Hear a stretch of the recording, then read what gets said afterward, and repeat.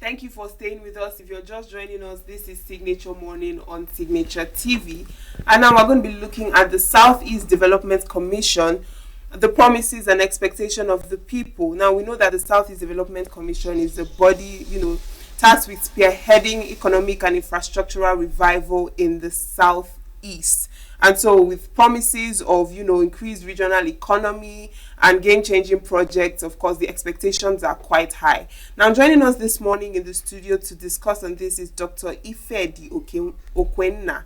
He's a management and leadership expert, Executive Secretary, Southeast Business and Investment Summit Group, and CEO, Continental Export Development, Nigeria. Thank you for joining us this morning. Good morning. Thank you very much. It's my pleasure being here. So we're talking on the Southeast Development Commission. Now, first of all, looking at it from a leadership standpoint, what exactly is the structure of, this commission, and, how will it, make it to function effectively? What's the structure like, and how effective is it? Well, the structure is no different from what we other development commissions, and it's like by creating 6 different development commissions, the federal government is invariably trying to return us to the regional structure of what we were in the first and second, in the independent constitution and the republican constitution of 1960 and 1963 respectively. That was when we were regionally based.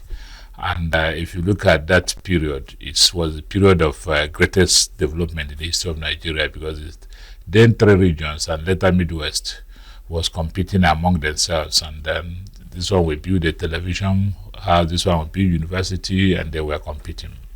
We are still enjoying the process of that, because then Premier of Eastern Nigeria, Dr. Emma Opara, gave us a development plan that made us the fastest growing economy in the world. At that time, we were growing at 9.3% per annum. So I think basically by creating all these regional development commissions, it means that we're invariably trying to federal government is invariably put to divert some of their funding into these structures, so that the development will no longer be based on what the ministries are in Abuja, because we over-centralized government of Nigeria, and if you want to tar road inside Enugu town or in Awka town, they say it's a federal road, and you expect somebody in Abuja to come and tar internal road within like in Awka, the 6th Avenue is said to be a federal road. If you know Awka very well, you find that how can that place be federal? How can you sit there in the government house there and wait for federal government to come and tar the road? So that is the structure. But for us in the South, is particularly, we were waiting for over 50 years. As a matter of fact, 54 years since after the end of the Civil War, because we were promised no victor, no vanquish. We were promised reconstruction, the 3R, rehabilitation, reconstruction, restoration. Yeah. And all these 3R promised by Gowon never came to pass. We were a resilient people, or we are still, and because of our resiliency, we rebuilt our homeland. And but that's federal infrastructure. It's not there. So since 1970, we've been asking federal government, what is that restoration and reconstruction you promised us? Now, it's good that it came just this year, effectively, that a development commission has come to be. And even though they are watered it down by creating development commissions in other zones, we know our own is a peculiar own, so we will have to run with it. So I expect the handlers of the commission not to take it as business as usual. Yes. Let them not see it from the point of view of job for the boys. Let them not see it as something for campaign, political campaign, because I know most of the time some of these funds are given out to these bodies with the right hand, and they take the money back with the left hand. And the politicians may decide to collect the money here and there, and at the end of the day, we open our hands and no, there's nothing there.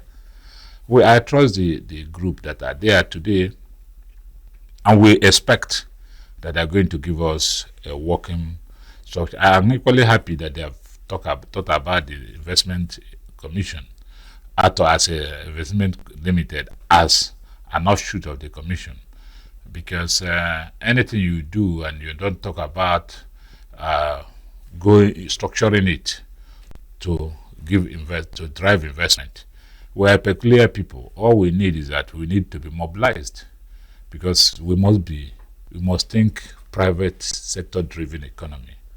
There are limits to what the governments can do. Government is to provide an enabling environment. And if they are providing an enabling environment, the private sector must have confidence. Of course, that is one of the challenges the Development Commission will have. Yes. Because definitely there's challenge of transparency and accountability. So it's a major challenge. And the challenge of people trusting the system, hitherto, the average Southeasterner has lost hope in government. Yes, and now speaking of private sector, now this Southeast Development Commission is said to be private sector driven. So now, what would you say are the both? Let's look at the two sides of the coin, both the advantages and the risks of this model, particularly being that it's government backed as well. So how can the private sector, how can it thrive in a government backed initiative?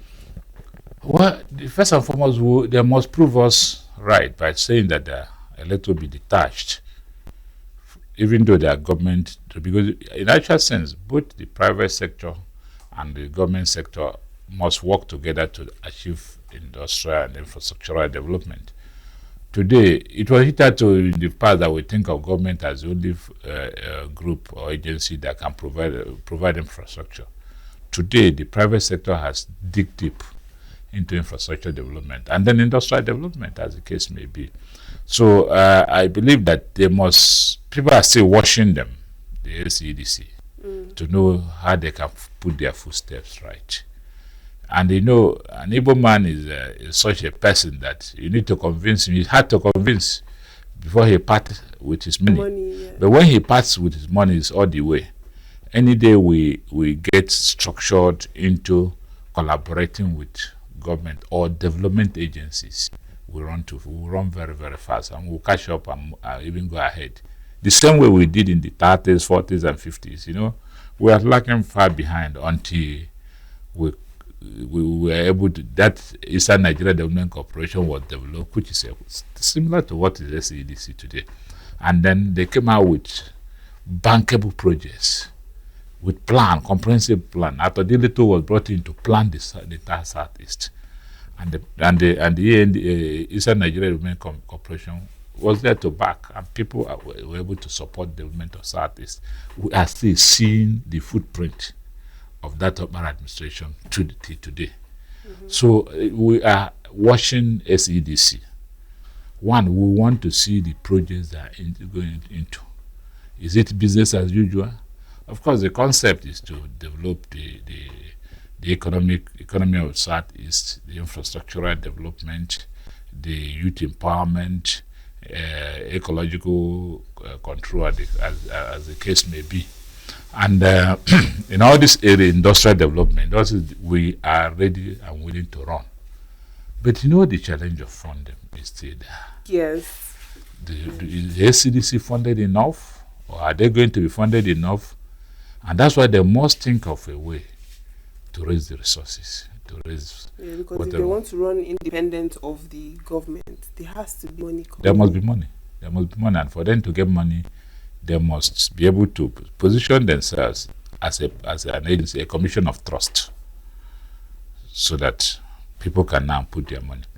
If agencies like Afro-Asian Bank, African Development Banks can run very well, the way LCDC can position themselves that way, and then be able to grow. They say they want to take the economy of Southeast from $40 billion economy to $200 billion in 10 years. It's a tall order, especially going from the part that they need to partner with government, they need to partner with investor agencies. Yeah, because I was also coming to that to ask, this idea of $200 billion, regional economy, is it realistic enough, like when it comes to planning and the time frame given for that, move of getting to that point? Well, I think the time frame maybe maybe too tight.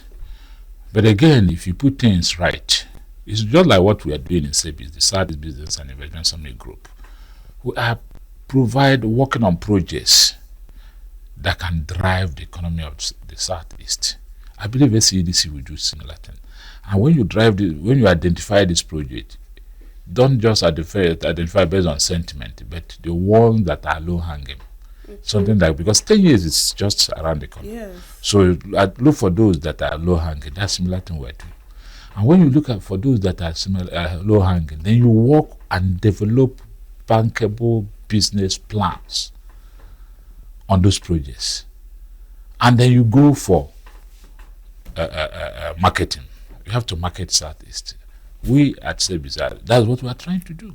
Get all these projects, work on them, develop business plans as the case is, make them attractive, then go selling it.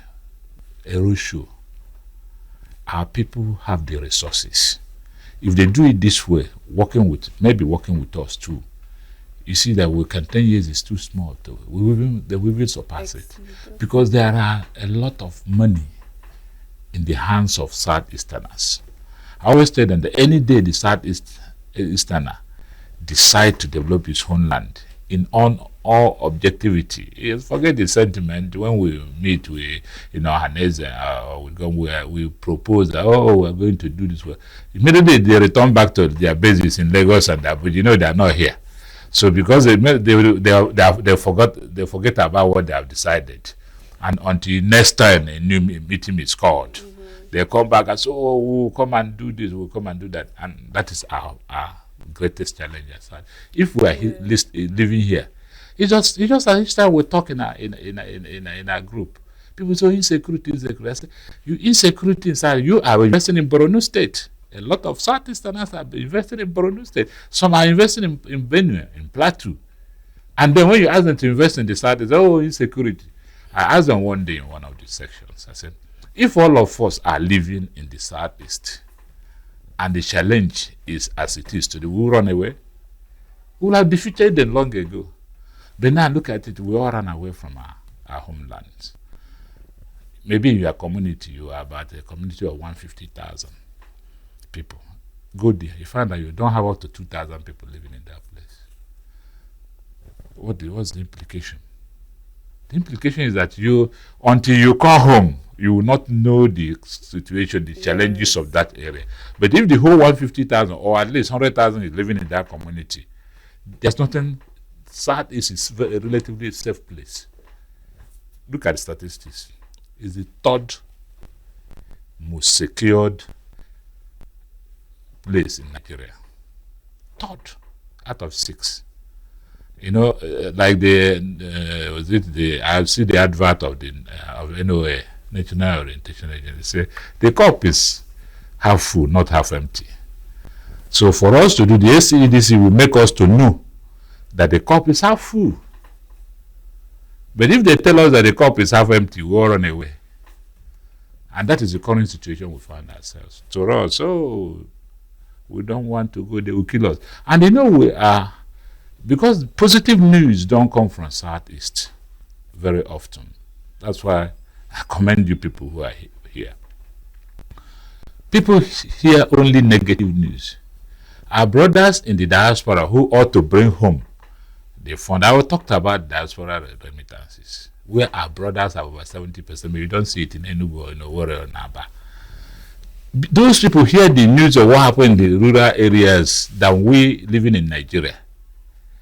So negative news is constantly being propagated by the enemies of the Southeast. Who are the enemies? It may be we. I'm not talking of enemies from outside. But if people can imagine a story of a near kidnap in Obet and magnify it and bring gory stories at times from East Africa and South Africa and match it and send it out, you think you are helping the Southeast. You are not. You are killing the Southeast. Our brothers who will bring in dollars to regenerate the economy of the Southeast are running away. But the reality is not there. I remember when I was to be appointed a commissioner in Anambra State, the question everyone was asking me, how are you going to cope? The insecurity. Now, when I landed there, I was the person moving around the state by 12 midnight. It was safe. But the story out there is different from what you live in Enugu. You'll be able to know that how Enugu is. But the people out there are painting the situation that is a no-go area. Yesterday, the Bauchi state government came into Enugu. What were they doing? They are wooing us to come and invest in Bauchi state. Because they see what we have. They see us as an industrial hub. And they know that the raw materials they produce can only be used by we in the Southeast. And they saw the beauties of Southeast. They saw the opportunities of Southeast. And we, the Southeasterners, are not seeing the opportunities. That is what SEDC will do. Give us confidence. Give us hope. Whatever they can do. And then we should start staying in Enugu, not in Abuja.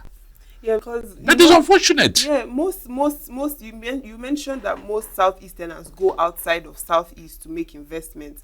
Most of the places like Abuja, Lagos, and they'll tell you it's a hub of, people come there. You see foreign people come there for markets, and they'll tell you, aside from Onitsha and Aba in the Southeast, there's really no other, But sister, let me tell you, business.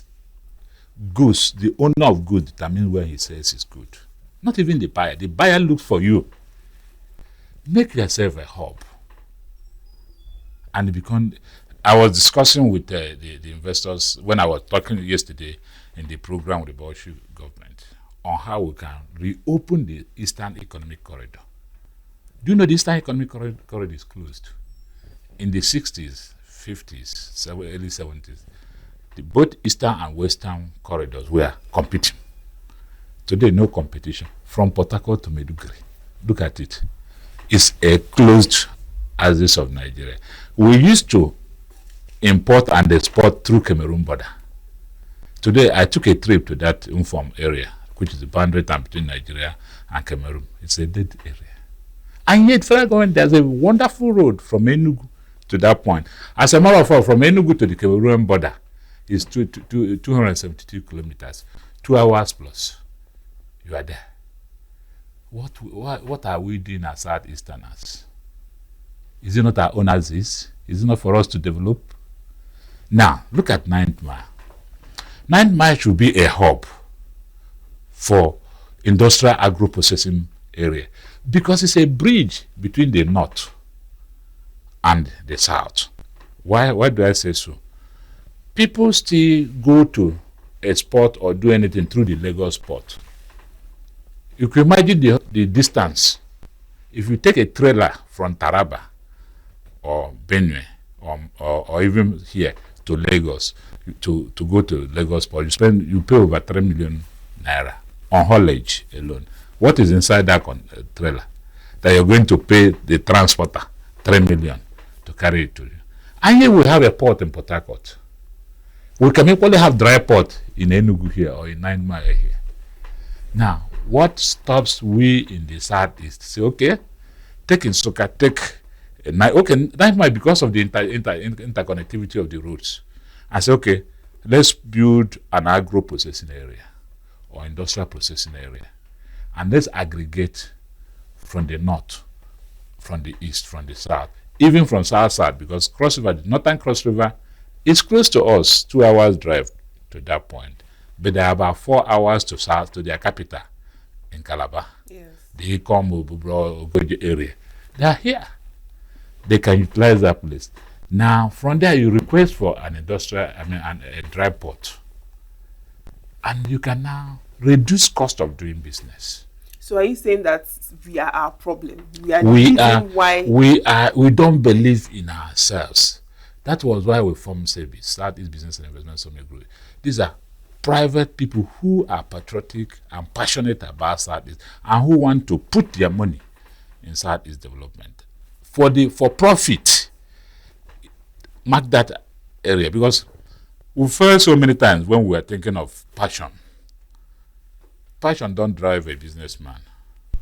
What drives a businessman is profit. So, we created service. Service is there. Bring all that your passion.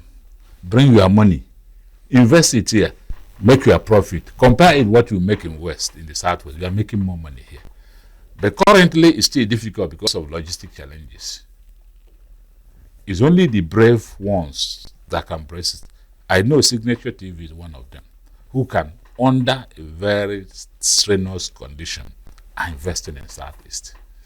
Ordinarily, you can go to Lagos and Abuja and put this television, and once you put it there, you start making money. But when you put it here, you will make money, but it's still difficult. It will not. It is the same. The situation is this today, but tomorrow, next tomorrow, if we are consistent, because it's a virgin area, it's not still virgin. Because it's a virgin area, you see you making huge profit. It will become a destination. Today we are a destination to nowhere. People see us as a destination to insecurity. So now, what should SEDC prioritize, when it comes to building the Southeast, building their performance and everything, whatever their agenda is for the Southeast? What should be their priority? Market the Southeast first. How do you market the Southeast? Let people of Southeast have confidence in Southeast. They themselves should be in Enugu, the regional capital of Southeast. The office will be an imposing building in Enugu. And that is where you point out that this is SEDC office. And then let them dispense projects from here. Let them bring people, the international agencies, development partners into Enugu to negotiate with them. It is not Abuja affair. Because you are created for the people of Southeast. You are created to develop Southeast. You must give confidence. Thank God we have so many flights, inbound flights to Enugu these days. Yeah. So what is important is make here home. Let people believe in you. At the point of insecurity in the Niger Delta, NDDC was created. They moved into Port Harcourt. If you want them, you go to Port Harcourt. So if you want SEDC, come to Enugu, which is a regional hub. And then once the confidence is start coming, people will start investing. This is a wonderful time for investment. The Asian tigers are eager to invest. They are eager to come here because of African Continental Free Trade Zone Agreement, which make Africa one huge free trade zone. They want to come here to produce. It's only the encouragement you give them, the infrastructure you bring here, that will encourage them to come here. Governance. But if you are there and you are talking about, I cannot be there because of insecurity, and you are inviting me to come and invest when you are not staying there, yes, you have not done anything. You have not told me anything. I will run away. But government agencies should be a pub. Let's look at it from the point of view of the fact that they are marketing us. They should start by being the greatest marketer. You know why I prioritize this? The reason is that we have so much money inside, and people's hand inside this. What's the belief that the investment is safe in this Southeast? Right. You see what will happen in 10 years. All right. Thank you so much, Dr. Ifedi Okwenna. He's a management and leadership expert. Sorry, I'm a development consultant. That was a mistake. I'm not a management expert. Okay, you're a development consultant. Yes, and Executive Secretary, Southeast Business and Investment Summit Group, CEO, Continental Export and Development, Nigeria, talking on Southeast Development Commission, the promises and expectations of the people. Thank you so much for your time in this conversation. Thank you very much. All right, and now we'll be joining Luke Umbo for Political Circle. Keep watching.